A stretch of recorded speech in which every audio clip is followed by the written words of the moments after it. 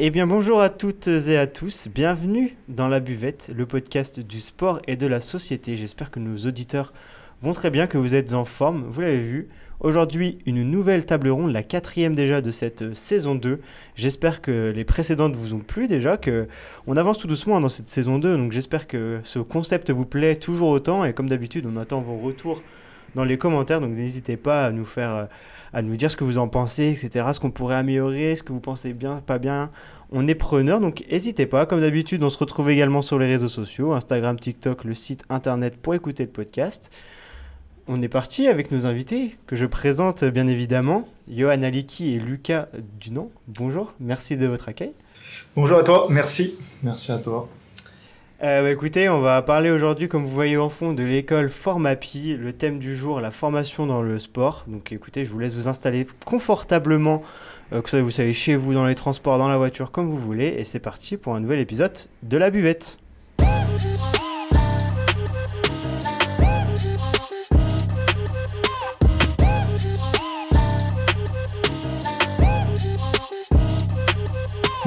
Donc pour commencer un peu la tradition du podcast, je vous laisse à chacun votre tour vous présenter nom, prénom, votre parcours un peu scolaire, sportif, comment vous êtes arrivé à Formapi, chacun d'entre vous, votre rôle aussi dans l'école du coup. On commence peut-être par Johan. Ouais, pas de souci. Donc Johan Aliki, moi je suis originaire de Lannieux, dans le département de l'Ain. Au niveau du sport, j'ai commencé par le foot depuis tout petit, depuis 5 ans. J'ai attaqué à jouer au club de Lannieux. Voilà, j'ai fait toutes les catégories jeunes. J'ai vite compris que je gagnerais pas ma vie en tant que joueur sur le foot. J'étais un joueur de niveau district, j'aimais bien retrouver les copains.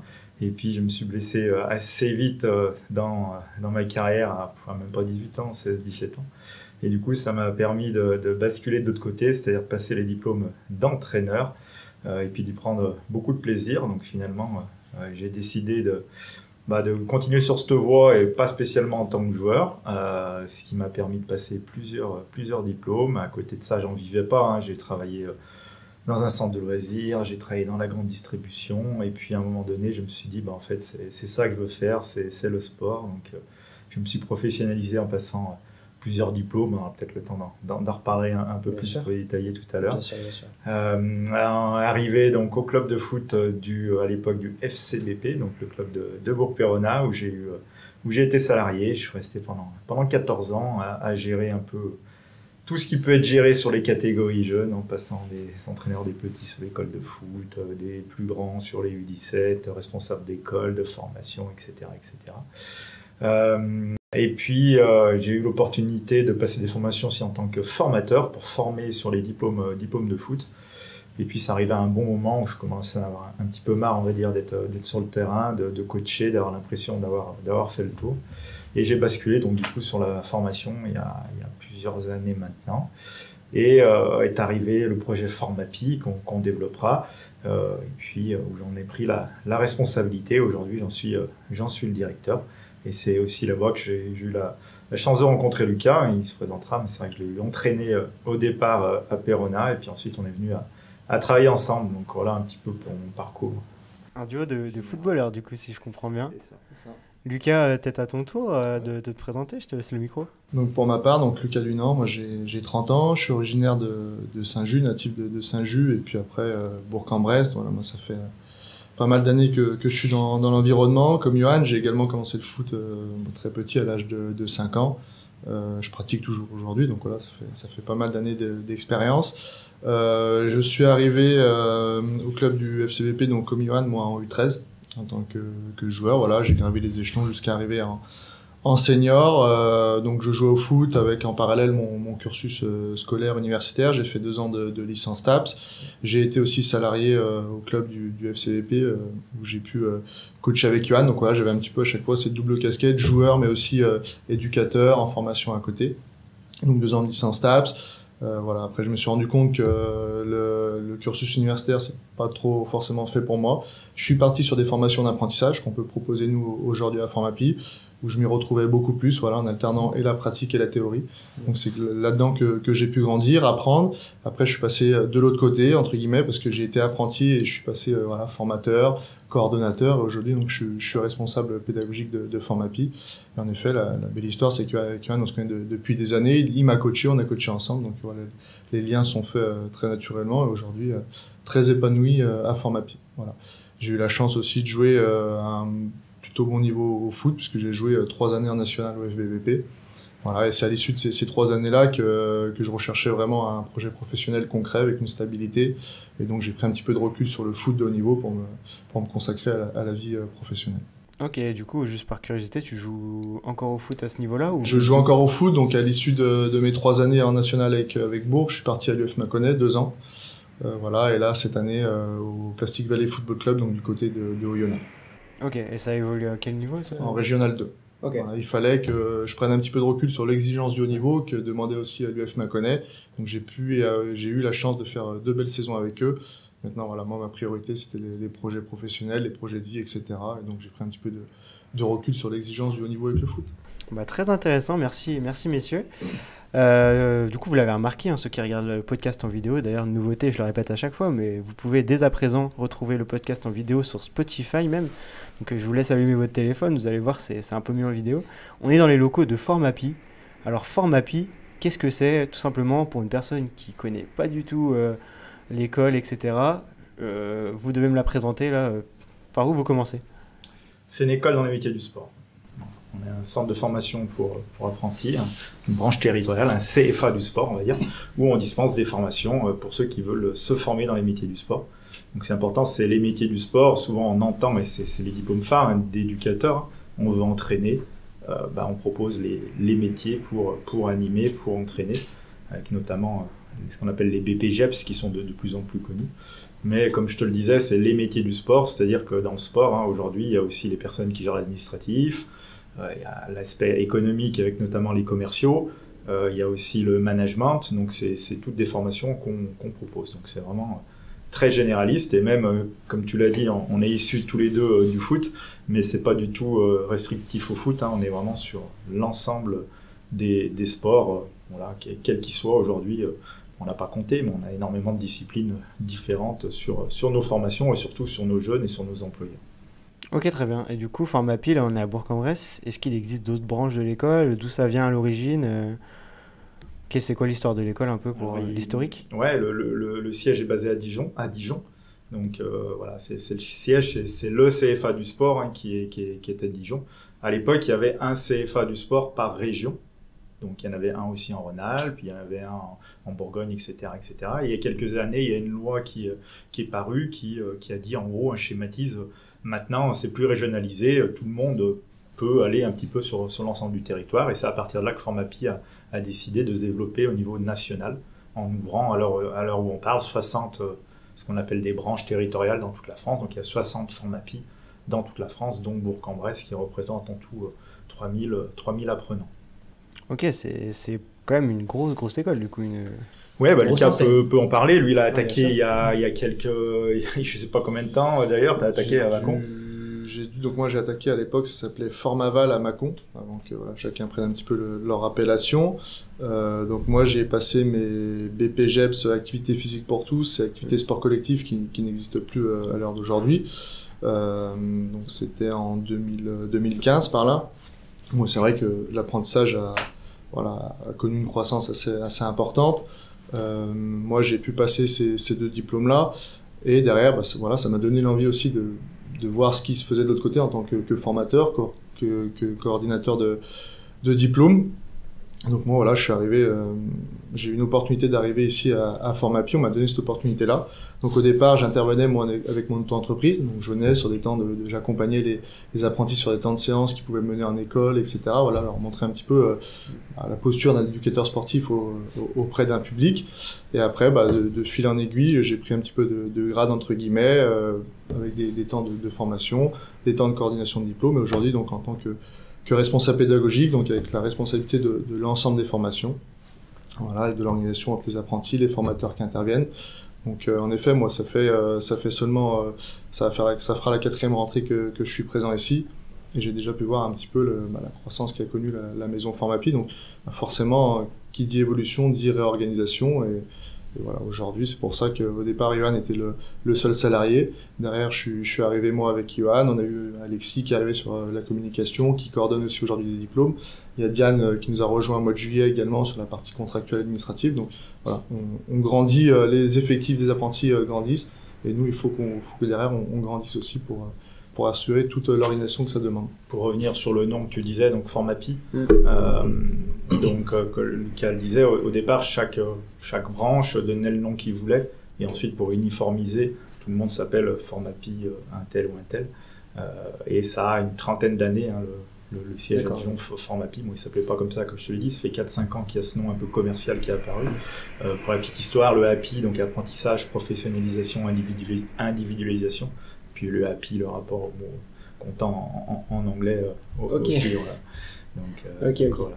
Et vous entendrez aussi peut-être, on a deux écoles, donc il y a Formapi qui est vraiment, on va dire, plus sur les métiers d'éducateur, et la deuxième école qui s'appelle Selform, où là on est plus sur les diplômes, comme je te l'ai dit, administratifs, les titres professionnels.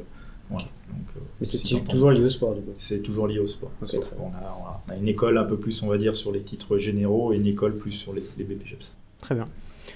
Du coup, pour Formapi, je suppose que vous avez des objectifs quand même. C'est quoi l'objectif premier de cette école? Et du coup, quels sont les moyens un peu mis en œuvre pour les atteindre, si vous avez des objectifs concrets? Ouais, l'objectif, Lucas rentre dans les détails, mais c'est de former de toute façon les jeunes dans leur métier. On fait que de l'apprentissage, enfin de l'alternance pour être précis. C'est-à-dire que les personnes sont un temps ici, 1-2 jours de formation par semaine, et le reste du temps, ils sont chez un employeur, donc un club sportif la plupart du temps. Donc l'objectif, c'est vraiment de les former à être vraiment acteurs directement en sortant des diplômes et exercer un métier, quoi. On n'est plus sur de l'anglais, du français, des maths comme à l'école. On est vraiment sur des compétences. Voilà, on apprend. Il y a un groupe d'enfants qui vient, comment tu l'accueilles. Il y a un petit conflit, comment tu le règles. Enfin, on est vraiment sur des cas pratiques. Hein. Voilà. Il y a des exemples sur les interventions écoles, etc. de comment on mène les choses. Mais encore une fois, on est vraiment sur voilà. Tous nos diplômes durent 1 an, donc à la fin de l'année, ils ont ce qu'on appelle une carte professionnelle, c'est-à-dire qu'ils sont aptes à encadrer, et donc ça nous oblige à aller directement à l'objectif. C'est ça, voilà, le but c'est vraiment de préparer des futurs éducateurs sportifs, pardon. Aujourd'hui, il y a beaucoup de demandes dans les associations sportives, et il faut pouvoir accueillir les publics, que ce soit en termes de sécurité, en tout cas rentrer dans les normes pour pouvoir accueillir son public. On sait que dans les associations, c'est beaucoup de bénévoles qui interviennent le soir en séance avec les jeunes, voilà, aussi qui ont d'autres impératifs dans leur vie personnelle, professionnelle. Donc, il faut du monde. Du monde, il y en a souvent dans les assos parce que les gens donnent la main souvent dans leur club de village, etc. Par contre, du monde diplômé, avec les compétences requises, là, il faut pouvoir passer par ces formations-là. Et nous, voilà, c'est vraiment l'objectif que l'on souhaite, sur lequel on souhaite arriver, c'est que les apprentis qui sortent de ces formations-là soient en capacité d'encadrer un groupe seul dans leur club, de pouvoir aussi mener des projets dans leur club, de pouvoir faire grandir leur club amener des choses nouvelles. Et voilà. L'objectif, c'est vraiment, comme disait Johan, qui sortent de cette formation professionnalisante avec une carte professionnelle et qui puissent encadrer des groupes avec les compétences requises dans leur club. Donc ça, c'est sur les diplômes d'éducateurs sportifs, des BPGEPS. Après, comme le disait Johan, on a aussi les titres professionnels où là, ils viennent chercher plus des compétences sur des notions de management, notamment, nous on propose, sur des notions de commerce, mais c'est aussi des notions qui peuvent servir dans les associations. Voilà, aujourd'hui, aller chercher des sponsors pour son petit club, etc., c'est jamais négligeable. Donc, voilà, il doit être en capacité de pouvoir faire ça en passant aussi par ces formations de titres professionnels. Sur les objectifs, on peut servir des 3 lettres, le API, apprentissage, bon, on vient de te expliquer. Ouais. Professionnalisation, le but c'est que derrière ils trouvent des métiers, c'est-à-dire que c'est pas de les avoir et puis ils font une année d'apprentissage et puis qu'après ils partent dans la nature. Donc c'est pour ça qu'on construit avec eux aussi ce qu'on appelle un parcours de formation. Hein. Pas se le cacher, le jeune qui arrive, qui sort de terminale, qui a 18 ans, qui vient faire une année, derrière il va pas être en CDI, c'est rare, il faut qu'il prenne 2-3 ans d'expérience, c'est pour ça qu'on propose plusieurs diplômes. Et à la fin qu'il puisse être salarié, et il en est le meilleur exemple, hein, voilà, il a accumulé quelques années d'expérience en apprentissage, aujourd'hui il est salarié ici, puis on n'a pas que lui, on en a d'autres, et puis l'individualisation, c'est-à-dire tout le monde est le bienvenu, quel que soit le niveau, diplômé, pas diplômé, on a beaucoup de demandes actuellement, c'est sur les jeunes sortis de 3e qui veulent plus aller à l'école, voilà, décrocheurs scolaires ou un peu de difficultés. Et donc on a créé cette année une classe un peu spéciale sur ce public-là, parce qu'on a eu la demande. Je veux dire, on écoute un peu sur le terrain et on crée en fonction. La personne qui est déjà multidiplômée et qui vient chercher simplement une ou deux compétences, on est aussi capable de le faire. Le joueur de haut niveau, les sportifs qui sont voilà, sur les statuts, voilà, on peut parler de la JL qui a un statut pro, ils ont des espoirs aussi qui s'entraînent plusieurs fois dans la semaine. Il faut aussi qu'on puisse individualiser leur parcours. Voilà, on va dire c'est les 3 objectifs qui peuvent faire partie des 3 lettres qu'on a citées tout à l'heure. Pour rebondir sur ce que disait Johan sur le parcours de formation qui est important pour les apprentis, moi, si je prends un petit peu mon exemple personnel, j'ai débuté par le brevet moniteur de football, donc il y a un des premiers diplômes pour être entraîneur au foot, donc voilà, spécifique sur une activité. Derrière, avec Formaval, j'ai pu passer le BPGEPS activité physique pour tous, tu vois, m'ouvrir aussi à d'autres activités. Il était en biqualification avec ce qu'ils appelaient le BPGEPS activité sport collectif, donc là, voilà, les sports co qu'on peut voir un petit peu au quotidien, plus les activités physiques pour tous. Donc déjà là, ça me donnait un bagage de foot, mais pas que, parce que j'ai vu d'autres activités. Derrière, ici au sein de Formapi, j'ai pu passer un titre professionnel sur des notions de management, et après la seconde année sur des notions de commerce et de marketing. Donc voilà un petit peu, je suis parti d'une base vraiment d'éducateur de terrain, parce que c'était voilà ma vocation, c'est le domaine dans lequel je prenais beaucoup de plaisir à l'époque, mais toujours aujourd'hui, j'ai arrêté il y a pas très longtemps. Mais par contre, derrière, j'ai ouvert un petit peu mes connaissances, je suis allé chercher des compétences sur d'autres notions, voilà, qui font qu'aujourd'hui j'ai pu prendre un poste à responsabilité avec tout ce que ça demande. Très intéressant. Alors juste, si vous avez un petit bruit de fond, vous inquiétez pas, c'est la tempête à Bourg-en-Bresse. En ce moment, la météo, elle est pas sympa avec nous. Donc vous inquiétez pas, tout se passe bien. On est super bien d'ailleurs accueillis dans les locaux, encore merci. Pour rebondir sur l'alternance, peut-être me tourner plus vers Lucas. Selon toi, c'est quoi vraiment l'avantage de ces rythmes de formation par rapport à une formation peut-être qu'à l'école ou beaucoup en entreprise, là, c'est quoi l'avantage de l'alternance? Alors moi, pour reprendre encore une fois mon exemple, je suis parti après le bac sur un cursus STAPS. Donc voilà, on sait que les STAPS, il faut être autonome. Il y a des cours obligatoires présents, certains cours c'est pas obligatoire. Et on sait comment c'est quand c'est pas obligatoire, des fois la fatigue, etc. Les sorties quand on est jeune, on va pas forcément en cours tous les jours quand c'est pas obligatoire. Voilà, ça a été mon cas, mais plutôt parce que moi je rentrais pour m'entraîner à Bourg, donc voilà, je faisais des allers-retours. Au bout d'un moment, c'était assez compliqué à gérer et j'ai lâché un petit peu le fil. Bon, j'ai fait 2 ans et après, donc j'ai eu connaissance de ces formations d'alternance où je me suis beaucoup plus retrouvé parce que on est directement sur le terrain, mis dans les conditions du réel. Voilà, on alterne les temps théoriques, mais on est aussi en entreprise. Moi, c'était à raison de 2 jours en formation et le reste de la semaine sur le terrain. Et c'est là où on apprend le mieux. Voilà, alors on fait des erreurs, c'est normal, c'est l'apprentissage, mais au moins on est confronté tout de suite aux réalités du terrain. Et moi, c'est les formations dans lesquelles j'ai le plus appris et je me sentais le plus à l'aise. Voilà, et un apprenti aujourd'hui, il y a aussi d'autres avantages. L'apprenti, il bénéficie d'une petite rémunération suivant son âge et son année d'apprentissage. Quand on est en licence TAPS, faut aussi se loger là où on va en licence. On n'a pas de rémunération, donc voilà, c'est des choses qui sont pas négligeables aujourd'hui. Donc un apprenti, il a cet avantage-là d'être rémunéré tout comme un salarié. D'ailleurs, il a les mêmes droits et devoirs qu'un salarié. Et il a, il bénéficie des apports théoriques qu'on peut lui amener en formation et aussi la réalité de terrain avec son tuteur en entreprise qui peut lui apporter d'autres choses que nous on voit en formation. Donc voilà, en tout cas le système de l'apprentissage est vraiment intéressant pour ça parce qu'on est vraiment confronté à la réalité du terrain très tôt et c'est là où on apprend le plus entre guillemets. Ouais, je pense que tu es globalement d'accord, Johan, là-dessus. Ouais, comme il a dit, il l'a vécu, donc en effet, c'est énormément d'avantages. Je ne vais pas reciter, mais petit salaire, ça dépend pour qui. Oui. Non, mais aujourd'hui, en apprentissage, oui, bien sûr, dès qu'on est jeune, il y a un pourcentage. Par contre, aujourd'hui, dès qu'on arrive à plus de 26 ans, les salaires sont supérieurs au SMIC, parce qu'en fait, c'est le SMIC, mais sans charge. Donc, aujourd'hui, voilà, ça peut être intéressant pour certains. Mais voilà, le principal, c'est vraiment le terrain. Même nous, dans les formations, on travaille avec 2 écoles primaires, c'est-à-dire que les lundis après-midi, les apprentis vont encadrer, faire le sport aux enfants de l'école. Au moins, ils sont tout de suite en pratique, donc c'est vraiment le principal avantage de l'apprentissage. Et puis même pour les employeurs, parce qu'on n'en a pas encore parlé, mais il y a des apprentis, il faut qu'il y ait des employeurs aujourd'hui. Comme je vous l'ai dit, c'est surtout les clubs. L'État donne énormément d'aide à l'heure actuelle. Si un club prend un apprenti, il a 500 € d'aide par mois, ce qui n'est pas négligeable, plus la formation qui est payée dans son intégralité. Il n'y a pas de charge non plus sur les salaires. Donc c'est aussi un avantage pour Si tu aurais été jeune et tu aurais connu Formapi, est-ce que ça t'aurait peut-être motivé plutôt que de faire... Finalement, j'y suis allé malgré tout parce que dans mon parcours, à un moment donné, j'ai aussi passé le BPGEPS.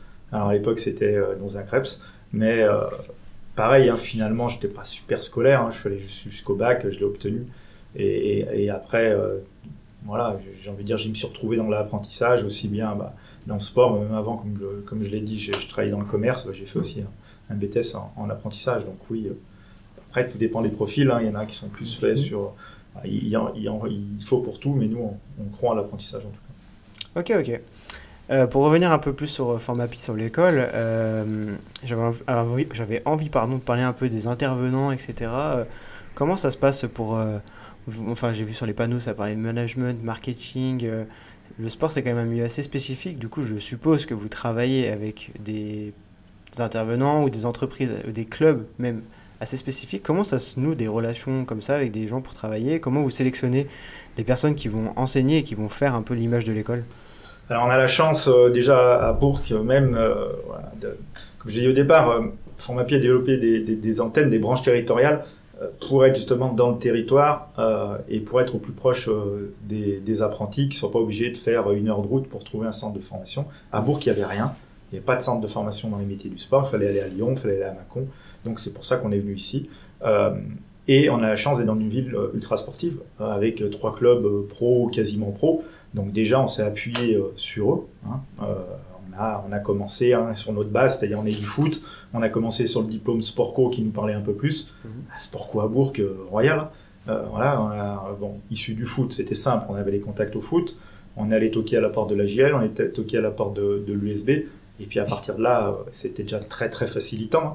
Donc on a commencé à prendre les éducateurs, les personnes dans les bureaux. Voilà, on a Loïc Michel qui intervenait sur le marketing, qui travaille à la JL. On avait Quentin Vouillon donc, qui est sur le SBPA. Sur le FBBP, on était plus sur le côté sportif. On va dire, on a commencé avec ce réseau-là. Et puis petit à petit, on a développé nos formations. Et avec ça, on a aussi développé notre réseau à travers les clubs, parce que dans chaque club, il y a vraiment des compétences. Donc chaque club, chaque salarié de club, chaque personne qui est dans le club peut devenir formateur. Et puis aussi le réseau Formapi, c'est-à-dire que Formapi, on aime bien garder le réseau et la veille sur ce qu'on appelle les anciens, c'est-à-dire un ancien apprenti, Lucas, qui était apprenti au départ, qui avait un profil, qui a voulu continuer. Aujourd'hui, il est salarié. Et là-dessus, on est attentif à ça. Donc on a énormément aussi d'anciens apprentis qui sont lancés avec nous. Donc voilà un peu, on va dire, le réseau, comment on construit globalement. Super intéressant. C'est ça la richesse un petit peu des formations qu'on propose, c'est que la plupart de nos formateurs sont des prestataires extérieurs, ils ont des activités, certains de salariés, certains ont leur entreprise, mais c'est qu'on voit des personnes, c'est jamais les mêmes chaque semaine, pour les échanges, c'est des choses qui sont très bien, et ces formateurs ils renouvellent, en tout cas ils renouvellent avec nous souvent d'année en année. Ça veut dire que ils viennent dans un cadre travailler avec les apprentis, quelque chose qui leur plaît, où ils se sentent à l'aise, et de fil en aiguille, comme le disait Johan, on tisse des liens avec des personnes. Moi, si on prend un exemple, on mène le BPGEPS rugby en partenariat avec le club de l'USB. En fin d'année, il y a des certifications pour les apprentis. Il faut trouver des évaluateurs qui répondent à certaines prérogatives, notamment avoir un diplôme de niveau 4 dans le rugby. Moi, je suis pas du monde du rugby, mais de fil en aiguille, par des contacts, etc., j'ai trouvé des évaluateurs que j'aurais pas eu connaissance peut-être sans proposer ces formations-là.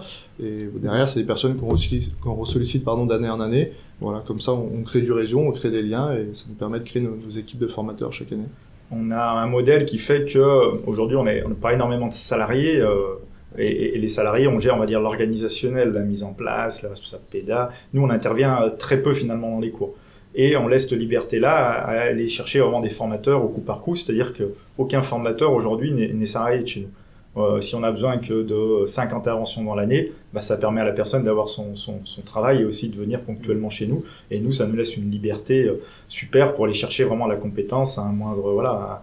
hier, voilà, pour donner l'exemple, on a des bons exemples. Hier, on a François Belay qui figure quand même sur le territoire, qui est speaker officiel du Tour de France, qui est venu faire une intervention ici. Aujourd'hui, dans les locaux, on a les intervenants de l'Olympique Lyonnais sur la cellule d'optimisation de la performance, qui est certainement la meilleure de France. Donc, ça nous permet d'avoir vraiment de l'expertise sur quelques modules principaux qu'on dispense dans les formations. Ouais, pour vous, c'est essentiel d'avoir des personnes qui viennent du terrain, qui font des choses et qui font bien ce qu'ils font aussi. Est-ce que c'est primordial pour vous? C'est peut-être aussi comme ça que vous voyez la chose par rapport à l'apprentissage. Du fait que, ok, j'apprends, je fais des erreurs sur le terrain, et quand je viens à l'école, j'ai le best du best, si je peux dire, entre guillemets. Vous donner l'exemple de Hugo, par exemple. Ouais, bien sûr. Alors nous, donc forcément, on choisit un petit peu, en tout cas, on sollicite nos formateurs par rapport aux compétences qu'ils ont et les formations sur lesquelles on va les mettre. Mais en effet, on a pas mal d'intervenants qui ont connu une certaine expérience professionnelle, ou certains une expérience de joueur de haut niveau, comme Johan le disait, Hugo Dupont notamment, qui intervient avec le BPGEPS Rugby, qui est l'ancien capitaine de l'USB. Et donc là, c'est des interventions qui sont très très parlantes pour les apprentis, parce que ils donnent des exemples concrets de leur carrière, et forcément les apprentis s'identifient à des personnes comme ça qui ont été des exemples dans leur club. Hugo Dupont, ça a été un exemple au sein du club de l'USB, et c'est un joueur qui a pris le temps de préparer son après-carrière. Donc ça, forcément, c'est ce que je dis moi aux apprentis du BP Rugby, où certains, il y a des jeunes qui jouent à haut niveau avec les pros de l'USB. Je leur dis, oubliez pas quand même de préparer votre après-carrière, même si aujourd'hui vous êtes jeune. Voilà, aujourd'hui vous suivez un double cursus et votre formation, mais aussi vous avez un statut de joueur de niveau, donc c'est bien. Par contre, il faut perdurer là-dedans. Il faut pas oublier qu'au bout d'un moment, une carrière de sportif de haut niveau, il y a une suite, ça s'arrête, mais il y a une suite derrière. Et voilà, Hugo, c'est l'exemple parfait, et il vient témoigner de ça devant les apprentis. Et eux, forcément, ils sont beaucoup plus attentifs, ils écoutent, et c'est un exemple pour eux, donc ça leur donne forcément des idées pour la suite. En tout cas, ils s'identifient à cette personne-là. Carrément. Est-ce que du coup, là on parle pas mal de clubs professionnels.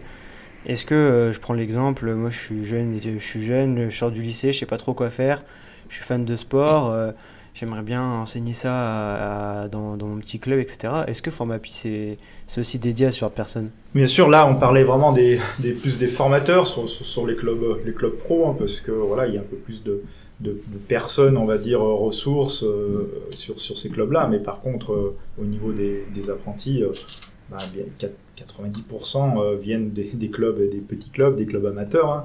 Bien sûr, on a, comme je disais, sur le double parcours, sur des joueurs, sur des clubs professionnels. Mais le principal, c'est l'ensemble des clubs, en fait. C'est tout sport. On a cité beaucoup les sports co, mais on a aussi du monde du tennis, du badminton, du VTT, enfin voilà, j'en passe, et des meilleurs. Donc bien sûr, c'est ouvert à tous. Donc comme tu as raison d'appuyer dessus, parce qu'on a parlé de ce monde-là, mais 90%, encore une fois, c'est le monde des clubs, des petits clubs, sans être péjoratif. Mais c'est vrai que souvent, à force de débat, etc., on se fait souvent le constat avec Lucas que le milieu amateur, en fait, le milieu professionnel, c'est vraiment la toute petite partie émergée de l'iceberg. On dit souvent ça, que le sport amateur, il ne faut pas l'oublier, et qu'en plus, comme on parlait d'associations de plus en plus, elles se développent, elles engagent des jeunes, etc. Et même dans des petits villages, on voit des clubs qui se structurent, et c'est hyper intéressant, Ouais, il n'y a pas besoin d'avoir pour entrer sur un BPGEPS PT, par exemple. Moi, je coordonne le BPGEPS Activité Physique pour tous, où j'ai une vingtaine d'apprentis. C'est vraiment hétérogène en termes de niveau. Certains ont déjà une petite expérience de 1 à 2 ans sur l'encadrement de public, de jeunes. D'autres viennent découvrir cette vocation-là, n'ont pas d'expérience. Donc voilà, chacun vient chercher un petit peu ce qu'il souhaite, mais l'entente des promos, le travail commun, l'interaction avec les formateurs, les apprentis entre eux, ça fait que ça mène une année plutôt à bien, et normalement ils sont plutôt en réussite sur les certifications en fin d'année. Mais en tout cas, il n'y a pas de prérogative d'expérience dans l'animation pour entrer sur un BPGEPS. C'est accessible à tout le monde. Il y en a qui débutent, d'autres ont déjà une certaine expérience, mais tout le monde peut y trouver son compte à la fin de l'année. Aujourd'hui, on a une centaine d'employeurs différents. Donc pour dire qu'il n'y a pas 100 clubs pro à Bourg-en-Bresse. Voilà. Effectivement, le chiffre est plutôt parlant. Pour revenir un peu sur vous, sur votre équipe, etc., vos missions au quotidien, en fait, en quoi ça consiste, directeur ou même responsable pédagogique? Vous me disiez justement que vous n'étiez pas du tout sur les cours, sur les interventions. Vous faites quoi au quotidien? Vous essayez de gérer les équipes au mieux, gérer les intervenants? Comment ça se passe? Ouais, alors comme a dit Lucas tout à l'heure, on est ici vraiment sur le site de Bourg-en-Bresse, on est 4 personnes salariées. Donc il y a moi-même qui suis directeur, Lucas responsable PEDA, et Alexis sur la communication et Diane plus sur l'administratif. Donc voilà, 4 salariés. Donc pour parler de ceux qui sont pas autour de la table, Alexis voilà, plus chargé de communication, aussi aller prospecter nos différentes formations et coordonne aussi des diplômes. Diane qui vient d'arriver, plus la gestion administrative, et elle va aussi nous aider sur les formations.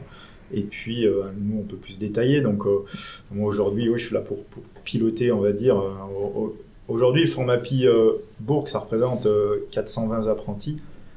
Dès que je dis 420, on travaille aussi avec des partenaires, c'est-à-dire qu'aujourd'hui on a la Ligue de basket, l'IFRAB, qui collabore avec nous, c'est-à-dire qu'on mène des formations auprès de leurs jeunes. On a aussi l'Olympique Lyonnais, par exemple, qui nous a commandé des formations. Donc c'est pour ça que je dis 420, c'est vraiment tout compris. Okay. Si on parle vraiment sur le site ici à Bourg-en-Bresse, qui vient tous les jours, etc., on est 120. Donc voilà. Donc, moi, le but, c'est de piloter cette machine, de donner les directives à Lucas notamment pour que ça se mette en place. Et on est surtout sur déjà les préparations des formations des années suivantes. C'est-à-dire que là, moi, là, je suis en train de faire les calendriers et les plannings pour la rentrée de septembre 2024. Parce que celle-ci, j'ai envie de dire, maintenant, c'est le boulot de Lucas, il est au quotidien. Donc, on est toujours dans cette anticipation-là pour aller chercher les habilitations, pour toutes ces choses-là. Donc, voilà. Ouais, c'est ça. Il y a différents temps dans l'année. En fait, il y a le temps d'avant les rentrées. Il y a le temps de l'année en formation. Et puis, il y a la fin de l'année, mais la transition sur la nouvelle année. Voilà ce que prépare déjà Johan. Donc, moi, au quotidien, c'est m'assurer du suivi des apprenants, que voilà, l'organisation des formations chaque semaine soit optimale, que chaque formateur soit présent. Normalement, ça, c'est tout est calé avant l'année. On crée nos rubans pédagogiques, on appelle ça. Donc, on vient mettre nos formateurs en face de nos modules de formation.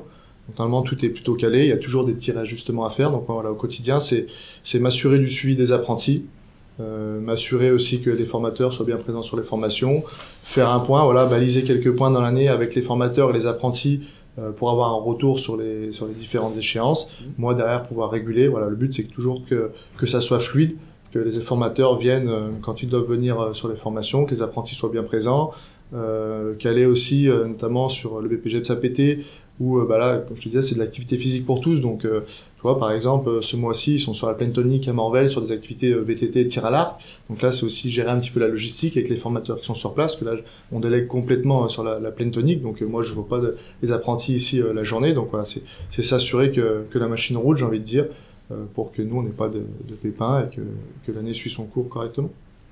On profite d'ailleurs de votre émission pour...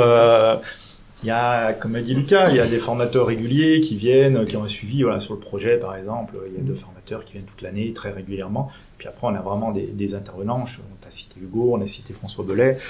Si des personnes qui écoutent, eux, ont une compétence, même vous, franchement, je pense à un truc, voilà, une demi-journée, vous venez, vous expliquez ce que c'est un podcast. Et nous, on est vachement preneurs de ça, en fait, des petites choses en plus. On a un référentiel, bien sûr, à tenir et on s'y tient. Mais on se garde toujours une petite place pour ces modules un peu complémentaires. On en parlait en off tout à l'heure, tu cherchais éventuellement des intervenants sur la préparation mentale. Chacun de nos diplômes, on met une approche dessus, plus ou moins poussée en fonction des apprentis, mais ils ont tous une initiation à ça. Voilà, on fait venir un hypnotiseur qui va nous expliquer un peu le fonctionnement du cerveau, puis après c'est un peu plus le mode spectacle, on fait ça avant Noël. Donc on est vachement preneur des choses qui peuvent intéresser sur une demi-journée, donc n'hésitez pas s'il y en a qui veulent proposer ça. Nous on est preneurs pour enrichir ces formations sur toute l'année. Ah, c'est génial, hein. Franchement, moi je trouve ça exceptionnel, je trouve ça trop bien. Enfin, en tant qu'étudiant dans une école, je me rends compte que si j'aurais les mêmes choses proposées, ça serait vraiment... viens, on a des dossiers. Malheureusement, je suis pas trop dans le sport, mais c'est super. Bravo à vous, bravo. Qu'est-ce qu'on peut souhaiter à Formapi pour cette année et puis pour les années qui suivent, ou même pour vous qu'est-ce qu'on peut vous souhaiter de bien? Nous, c'est... Voilà, Lucas l'a dit tout à l'heure, moi je le rejoins, c'est qu'on est épanoui puisque déjà on est à l'origine du projet. Nous, on est arrivé tout au début de la création de Formapi à Bourg. C'est nous qui avons monté notre équipe, j'ai envie de dire, qui trouvons nos formateurs. Donc déjà, ça fait une énorme différence parce qu'on sait avec qui on travaille. Il y a une ambiance au bureau qui est bonne. Il n'y a pas de problématique, donc ça, c'est une que ça continue. Et puis, comme je vous l'ai dit, il y a cette logique à Formapi un peu de retrouver les anciens, c'est-à-dire que c'est corporate, comme on dit, c'est de garder ça, c'est-à-dire que des jeunes qu'on a formés, de les retrouver sur les terrains en tant qu'éducateurs et puis qui reviennent travailler chez nous à un moment donné, c'est comme ça qu'on voit les choses. Donc si ça peut durer cette année et continuer plus tard, ça serait nickel. Je rejoins sur Johan sur tout ce qu'il vient de présenter. Aussi, ce qu'on peut nous souhaiter, c'est beaucoup de réussite des apprentis en fin d'année sur la certification. Ça voudra dire qu'en amont, nous, on a fait un travail de qualité, de par la sollicitation de nos formateurs, l'organisation des journées, tout ce qu'on a pu mettre en place. On organise par exemple des certifications blanches, tout ce qu'on peut mettre en place. Nous, le résultat des apprentis nous fera passer un bon ou un mauvais message, mais en tout cas, on a souhaité qu'il y ait plus de réussite possible. Ça voudra dire que notre travail aura apporté ses fruits aussi. Écoutez, merci beaucoup, merci Johan, merci Lucas pour votre temps, merci pour votre accueil également. N'hésitez pas à vous renseigner, à aller taper Formapi sur internet, vous êtes présent sur les réseaux sociaux un petit peu peut-être. Si Alexis fait bien son travail, c'est vraiment... Quoi, Facebook, Instagram, LinkedIn? Oui, ouais, c'est ça. C'est ça, ouais. Site internet. Site internet aussi. Voilà, n'hésitez pas, si vous êtes intéressé par ce genre de formation, foncez, n'hésitez pas aussi à contacter directement Johan ou Lucas, vous avez sûrement vos numéros de téléphone sur le site. Donc foncez et rejoignez l'aventure Formapi. Merci à tous d'avoir écouté ce nouveau podcast enrichissant et très sympa en votre compagnie. On se retrouve bientôt pour de nouvelles interviews, de nouvelles tables rondes et de nouveaux concepts sur la buvette podcast. D'ici là, n'hésitez pas à aller sur nos réseaux sociaux, Instagram, TikTok, YouTube, Spotify et tout ce qui existe, le site internet aussi. Et puis la petite phrase de fin, n'oubliez pas que la vie est un sport, alors buvons-la sous tous ses angles. Merci et à bientôt.